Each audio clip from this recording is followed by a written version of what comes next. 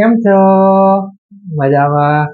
સુવાક્યોની દુનિયામાં, સુવિચારોની દુનિયામાં આપનું સ્વાગત છે.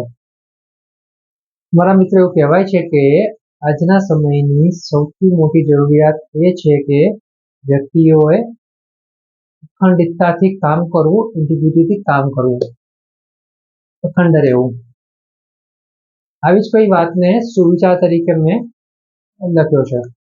આજનો જે સુવિચાર છે તેનો વિષય છે સમાનતા, ઇક્વાલિટી. વિચારો અને કાર્યોનું એક સમાન હોવું, તેનાથી જ સમાનતાની શરૂઆત થાય છે. મારા મિત્રો, વાત ખૂબ જ ગંભીર છે અને એટલી જ મહત્વની છે. જો આપણે સમજવા માંગીએ તો આપણે સમજી શકીએ એટલી સરળ તો વાત છે જ. આજે થાય છે શું કે વ્યક્તિના મગજમાં, મનમાં વિચારો કંઈક અલગ આવે છે અને કામ કંઈક અલગ કરે છે. એટલે અહીંયા ઇન્ટિગ્રિટીનો પાર્ટ ખૂટે છે, અખંડિતતાનો ભાગ ખૂટે છે. તો શું કરવું જોઈએ?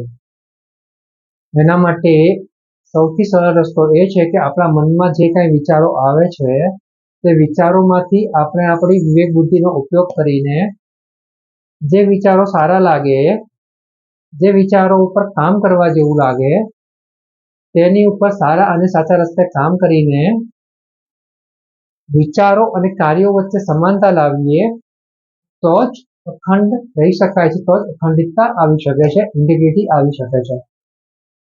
એટલે વાત એવી છે કે જો આપણે સમાનતાની વાત કરતા હોઈએ, ઇક્વાલિટીની વાત કરતા હોઈએ, તો તેના માટે ઇન્ટિગ્રિટી, અખંડિતતા ખૂબ જ જરૂરી છે. તો ફક્ત આપણા વિચારો કંઈ હશે અને આપણા કાર્યો કંઈ હશે તો તે સાચા અર્થમાં ઇક્વાલિટી નહીં હોય, સાચા અર્થમાં સમાનતા નહીં હોય, તે અસમાનતા કહેવાશે, ઇનઇક્વાલિટી કહેવાશે.